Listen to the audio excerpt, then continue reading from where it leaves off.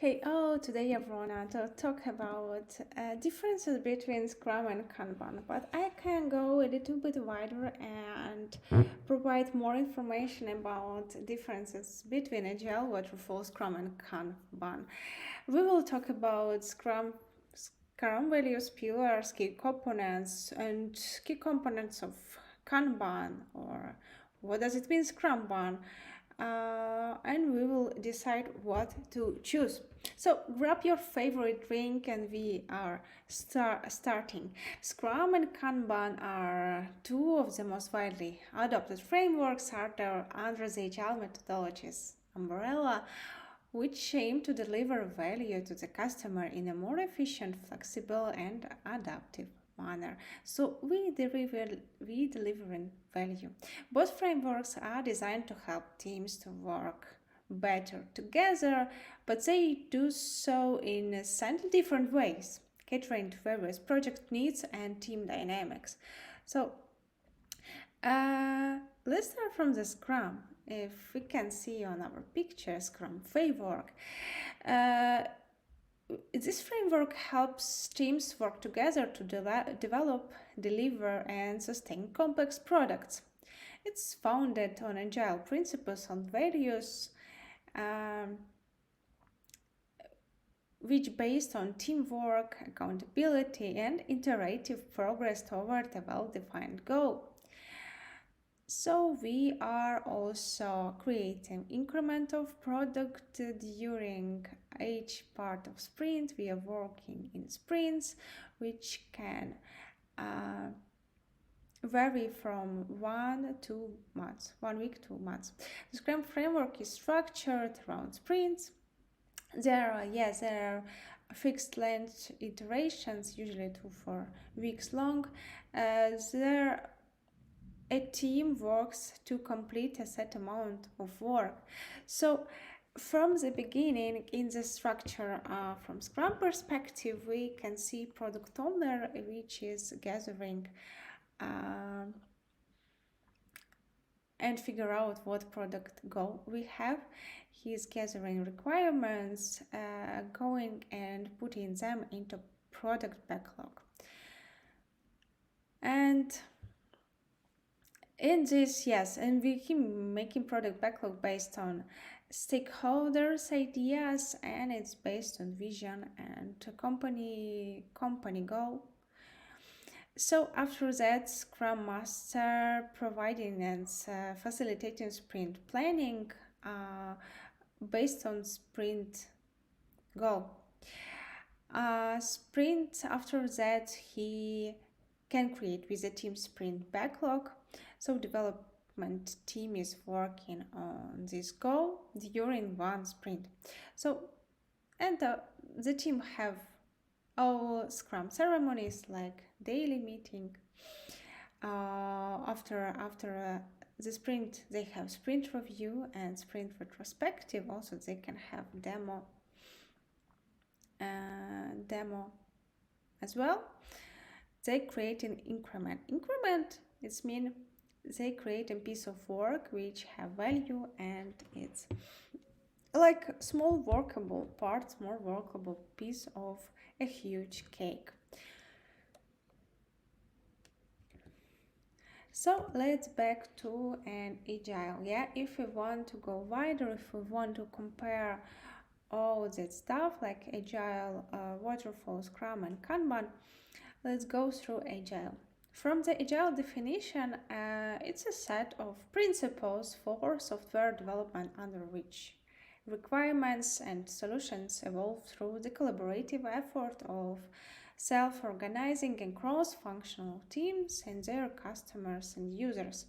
Agile promotes adaptive planning, evolutionary development, early delivery, and continual improvement, and it encourages rapid and flexible response to change. So, Agile have key principles. Agile have 6 key principles. First is customer satisfaction through early and continuous delivery of valuable software. Second, welcome changing requirements even late in development. So deliver work and software frequently with a preference for the shorter time scale. Fourth, close daily cooperation between business people and developers. Fifth, projects are built around motivated individuals who should be trusted. And the last one, face-to-face conversation is the best form of communication. So Agile is more suitable for projects that require flexibility and have a degree of uncertainty. It allows for fast adaptation to changing requirements. From waterfall perspective, let's start from the definition. Yes, waterfall is a model, is a sequential, it's mean non-iterative process where progress is seen as flowing steadily downwards like a waterfall through the phases of conception, initiation, analysis, design, instructions, testing, deployment, and maintenance. So from waterfall key characteristic, we can talk about each phase which must be completed before the next phase can begin with no overlap. Also, all process should be and requirement should be well documented. It's very essential. The project scope, timeline, and cost are determined early in the life cycle. So it's very predictable model. The waterfall model is best suited for projects with well-defined requirements and where changes are not expected. So whereas predictability is on very high level. And here we go with Scrum. As I mentioned before, Scrum is an agile framework for completing complex projects. Originally formalized for software development projects, it works well for any complex, innovative scope of work. The possibilities are endless. The Scrum framework is deceptively simple. So we have key components. We need to start about key roles. Yes, we have product owner, Scrum master, and Scrum team, Scrum or development team. We have event ceremonies which are obligatory for the Scrum, yeah? So we are starting from sprint planning. After that, we have a daily stand-up meeting every day, sprint review, sprint retrospective. And from artifact perspective, it's product backlog, sprint backlog, and increment. Scrum is ideal for projects where the requirements are expected to change or are not completely known at the outset. It's have iterative delivery of functional product increment, as I mentioned before. So here we have Scrum versus Kanban. So from Kanban, before we will talk about the differences, we need to understand what is the Kanban, what is sitting inside this pretty interesting gentleman like Kanban. It's a lean method to manage and improve work across human systems. This approach aims to manage work by balancing demands with available capacity and improving the handling of system-level bottlenecks. So we are visualizing the workflow on a Kanban board. Usually we use Jira for Kanban board. We are also limiting work in progress to prevent bottlenecks. Managing flow by improving delivery time and reducing idle work, and we are working on continuous improvement. Kanban is suitable for teams that require flexibility in their workflow with an emphasis on just-in-time delivery. It's often used in ongoing maintenance projects or where tasks vary significantly in size and priority. So let's compare them and after that we will go deeper in Scrum and Kanban to compare more deeper Scrum and Kanban. So from flexibility perspective, Agile and Scrum provide a flexible approach to project management suitable for projects with changing requirements. Kanban offers continuous flow and is adaptable to changing priorities, but Waterfall is less flexible, best for projects with fixed requirements. What about structure? Waterfall provides a highly structured approach with distinct phases. Scrum adds structure within the Agile methodology through defined roles and ceremonies. Kanban is less structured, focusing on workflow and efficiency. Agile principles guide the overall approach without prescribing specific practices. From adaptability perspective, Agile, Scrum, and Kanban promote adaptability and responsiveness to change, while Waterfall is more rigid. From the project type, Agile, Scrum, and Kanban are well suited to complex projects with uncertain or evolving requirements. Waterfall suits projects with well-defined outcomes and minimal changes. So, when you want to choose what methodology or what framework, you need to understand that this all depends on the project specific needs, team preferences, and the environment in which the project operates. So let's back to our topic. Let's go deeper into Scrum. As I mentioned, yes, about roles, ceremonies, artifacts.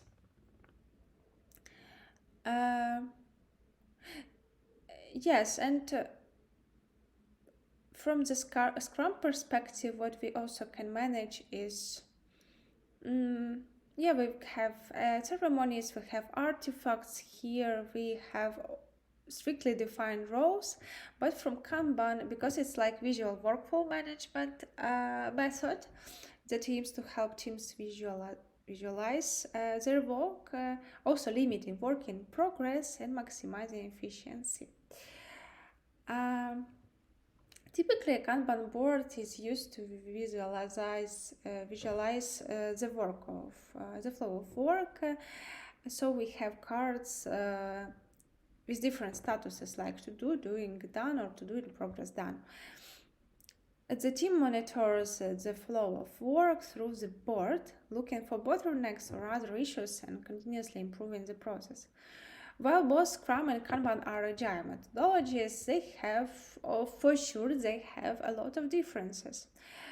Scrum works in fixed length iterations. Scrum works in sprints, whereas Kanban is a continuous flow. So we have no any time fixed iteration. From the role perspective, in Scrum defines specific roles, while Kanban doesn't require. Scrum discourages changes during sprints, whereas the Kanban encourages changes at any time they improve flow.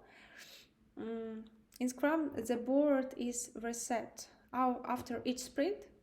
When we close the sprint, yes, we are starting a new one and our board is resetting.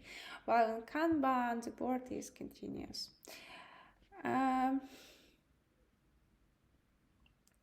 So let's start also from a little bit from history, yes.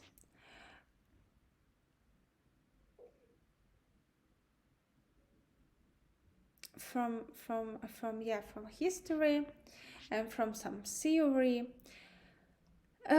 Because Kanban and Scrum, it's like project management methodologies, yes, that complete project tasks in small increment and emphasize continuous improvement.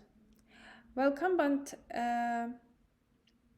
is centered around visualizing tasks and continuous flow, Scrum is more about implementing timelines for each delivery cycle and assigning set roles.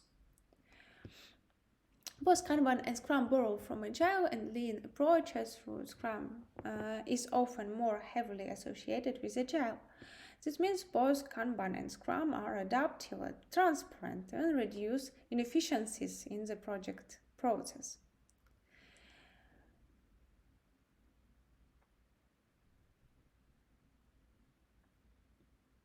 Kanban means signboard in Japanese. And the Kanban method was developed in a Toyota factory when carts were developed to track production process. It is now used to improve products and processes beyond the automotive industry, including in software development, financial services, consulting, and other manufacturing sectors.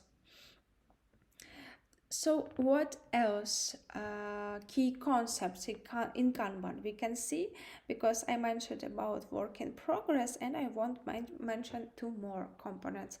First of all is definition of workflow, which we have here in Kanban. And the definition of workflow defines key parts of the Kanban workflow, such as what units are moving through the board, what started or finished means, and how long it should take for an item to progress through the columns. The second one is work in progress limits.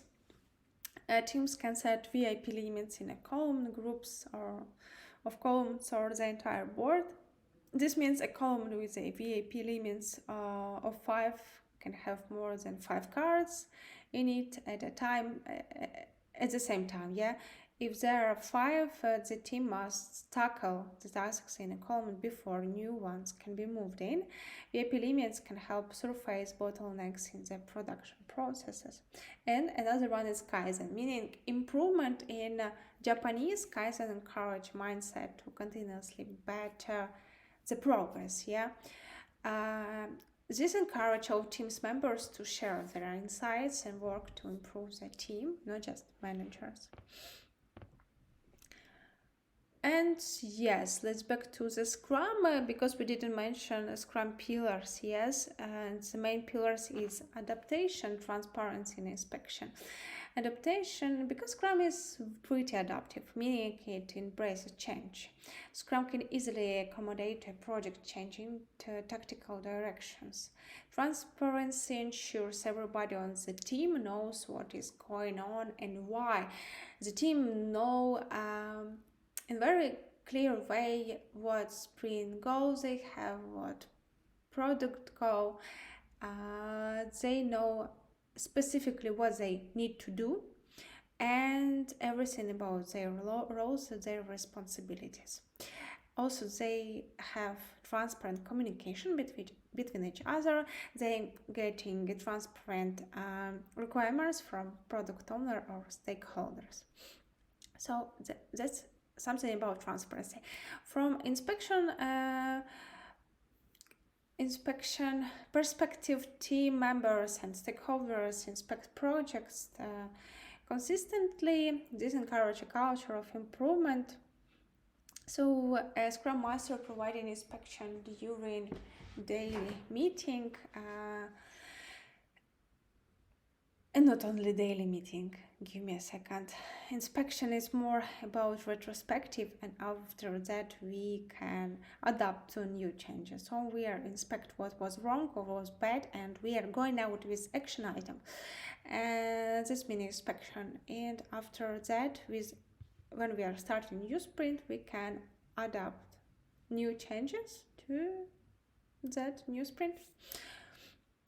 Also, Scrum have 5 values. Core values is courage, focus, commitment, respect, and openness.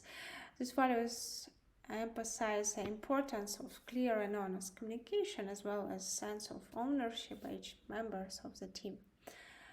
So here we can see that yes, in Kanban we know not defining roles, we delivery cycle is continuous, and when in Scrum we work in sprints.